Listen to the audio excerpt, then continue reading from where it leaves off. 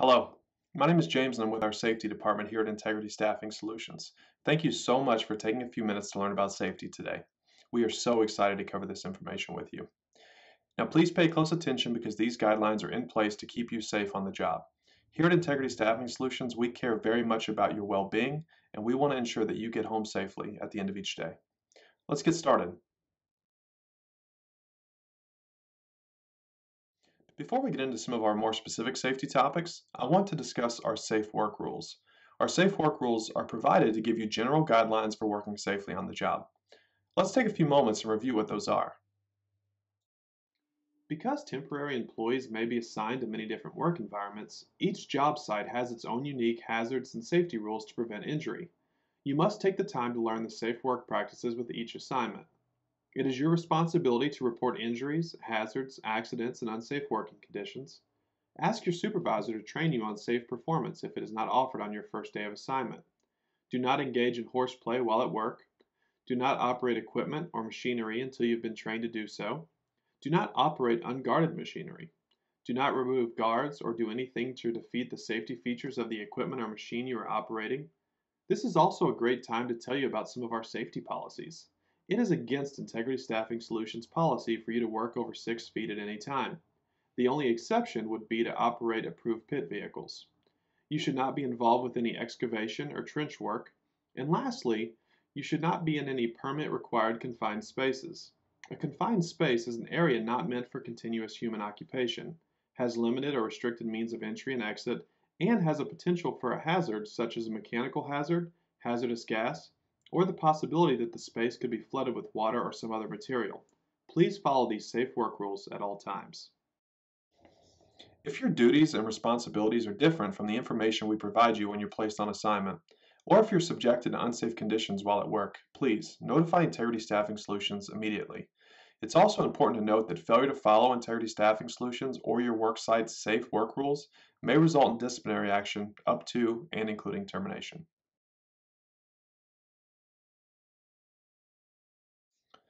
Although COVID-19 has led to many businesses closing their doors, Integrity Staffing Solutions is an essential business and you will be an essential employee.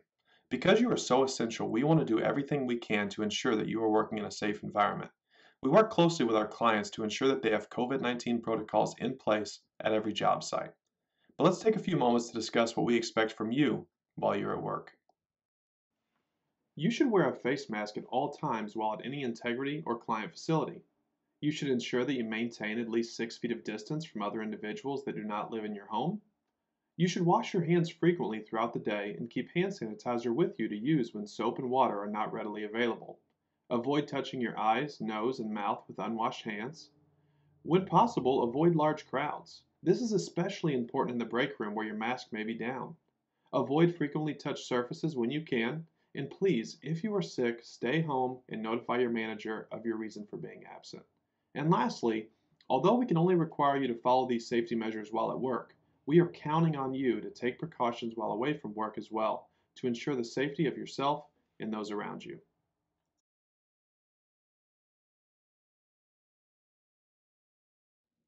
Every job site must have an action plan covering fire, medical, and other emergencies. If you're not made aware of these policies when at a job location, please contact your Integrity Staffing Solutions representative immediately.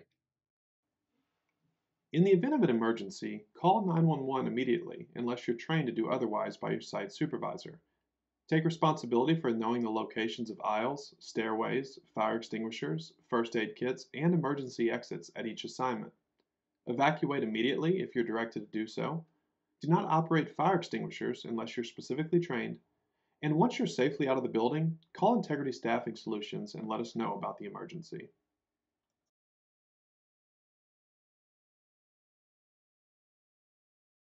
Although this may not apply to your position, some of our assignments may require you to work in an office setting and use a computer and phone. If you are assigned to a clerical or office position, please follow these best practices. Chairs and sometimes desks and monitors should be adjustable to accommodate different body types and heights. While seated, your head, neck, and torso should be in line, not bent or twisted. While seated, your feet should be flat on the floor with your thighs parallel to the floor. While working at a desk, your forearms, wrists, and hands should be in line and not bent. While using a keyboard or input device, such as a mouse or trackball, your hands and wrists should not be resting on any sharp or hard edges and not at an angle as to cause wrist strain. If you are using a monitor, the monitor should be at a level and distance where you can read it without bending your head back or downwards. Glare from any other light sources should be minimized to reduce eye strain. If you're using a telephone while also using a computer, the phone should be able to be used while keeping your head upright and your shoulders relaxed.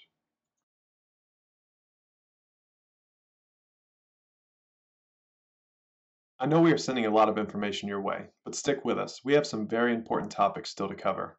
I next want to talk about proper lifting techniques, and this is so important because these techniques are in place to help you avoid injury to your back. If they are available, you should use assisting devices to help you lift. Devices such as a crane, hoist, lift table, dolly, or cart. You can also enlist the assistance of one or more people to help with heavy lifting. As a general rule, you should get assistance with anything over 50 pounds. Size up the load and get a firm footing. Your feet should be shoulder width apart, with one foot slightly ahead of the other. Bend your knees and avoid bending at your waist. Get as close to the object as you can and stay on the balls of your feet.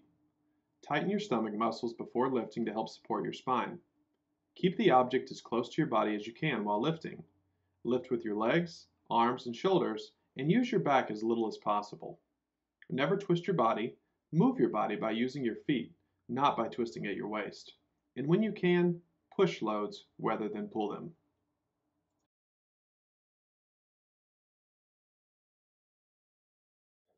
Bloodborne pathogens can cause disease when transmitted from an infected individual to another individual through blood and bodily fluids. Common illnesses resulting from bloodborne pathogens include hepatitis B and acquired immunodeficiency syndrome, or AIDS. At your job site, you will go through detailed site-specific training, but at all times you should assume that all blood or bodily fluid is infected and alert your site supervisor immediately. You should never attempt to clean up any spills yourself, as there are personnel at your work site properly trained to clean up spills of contaminated material. Never pick up syringes or use your hands to compress trash in a wastebasket. And if you have any concerns or are not given training at your work site, please contact your Integrity Staffing Solutions representative immediately.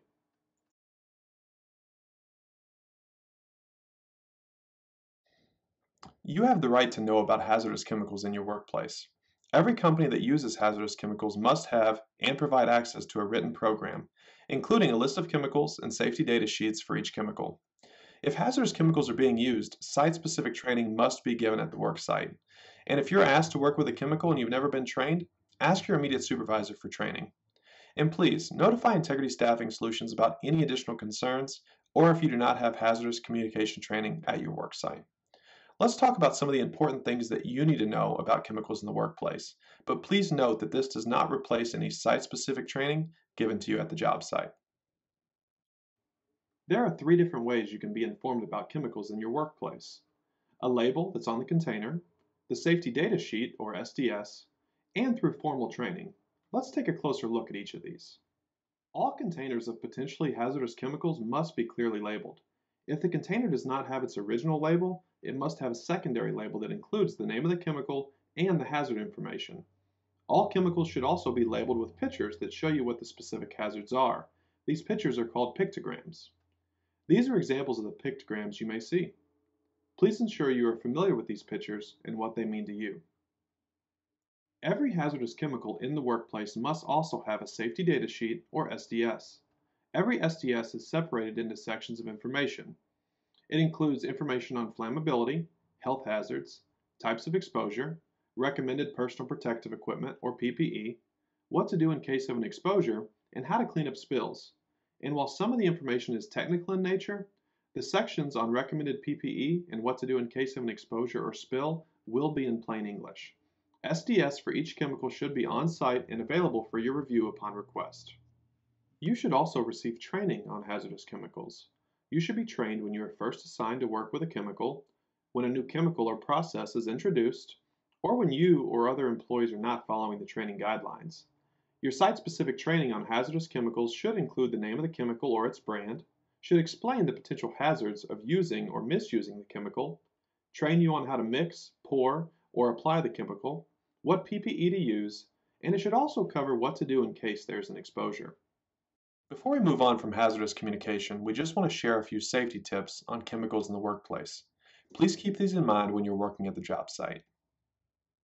You should never eat, drink, or smoke in areas where hazardous materials are present. Do not work with chemicals unless you've been trained in their safe use. If you notice a chemical spill, do not clean it up yourself unless you've been fully trained to do so and you have the correct personal protective equipment to protect yourself. If you notice symptoms such as difficulty breathing, skin irritation, or stinging eyes, notify your site supervisor immediately. And lastly, keep in mind that there are multiple ways that you can be exposed to chemicals. You can be exposed through inhalation, ingestion, and they can even be absorbed through your skin.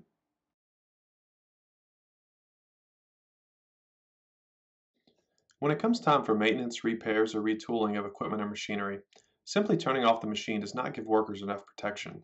Many serious, even fatal accidents have occurred when someone thought the machine was safely turned off. The Occupational Safety and Health Administration, or OSHA, has developed a standard that requires that a machine be de-energized and locked out to stay de-energized while the machine is repaired, maintained, or cleaned. Employees could be injured if an unexpected energizing, startup, or release of stored energy occurs. Examples of activities that could require lockout include the following: adjusting a machine, inspecting a machine, removing jams, cleaning, modifying, constructing, retooling, or lubricating. This is also a great time to mention that machines have many different sources of energy.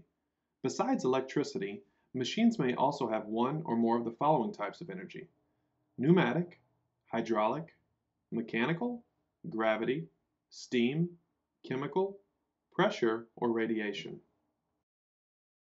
Although each machine has its own specific lockout procedures, we want to provide you with an overview of the process.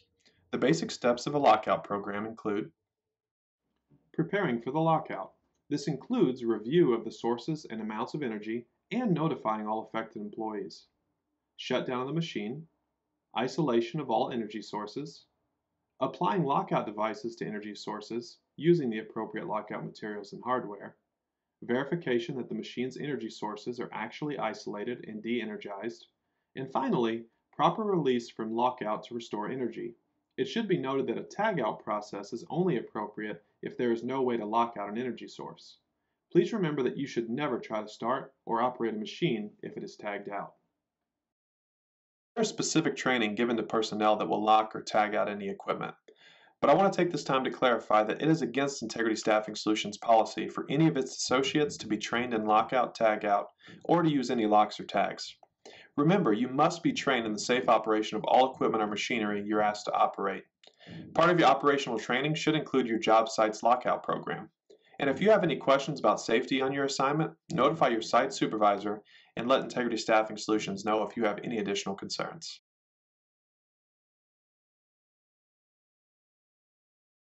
The last topic we want to cover today is personal protective equipment, or PPE. When certain hazards in the workplace cannot be removed, the worksite may require the use of PPE to minimize the hazard to the employee. If you are sent to an assignment that requires the use of PPE, you must wear, maintain, and store the PPE as directed by your site supervisor. While each worksite is different in its requirement for PPE, we want to give you a general overview of the common PPE requirements. The first is head protection. Hard hats are required on construction sites or in manufacturing or other environments whenever there is danger of head injury from objects falling from above. Hearing protection, such as earplugs or other similar devices, are used when a work area has been identified as having a noise level requiring hearing protection, or when operating certain types of machinery or equipment that generate high noise levels. Eye protection generally consists of safety glasses, goggles, or face shields. We require that these items be worn when grinding, welding, or performing other work which exposes the worker to chemical spray or splash, flying particles or fragments, irritating mist, hot sparks, high temperature exposure, or optical radiation. Some work sites even require eye protection to be worn at all times in certain areas. When it comes to protecting your hands, gloves can be very effective. Gloves can be used to minimize the risk from such hazards as cuts, punctures, abrasions, chemicals, burns, and vibration. Different gloves are required for different hazards. Please also note that gloves must not be worn when the worker is exposed to moving parts in which they might be caught. Depending on your work activities, there may be a requirement for closed-toed shoes, rubber boots, steel-toed shoes, or other specialty footwear to protect your feet from injury. Don't worry, we will notify you of any requirements before placing you on assignment. The last type of PPE is breathing protection. If breathing protection such as a respirator is required to perform your work activities safely, you must first go through a medical evaluation process. This process starts with a questionnaire, and you must be fit tested with the respirator. If your assignment involves wearing a respirator, more information and training will be provided to you prior to starting your assignment. When PPE is required, your site supervisor must train you before you are exposed to any hazardous task.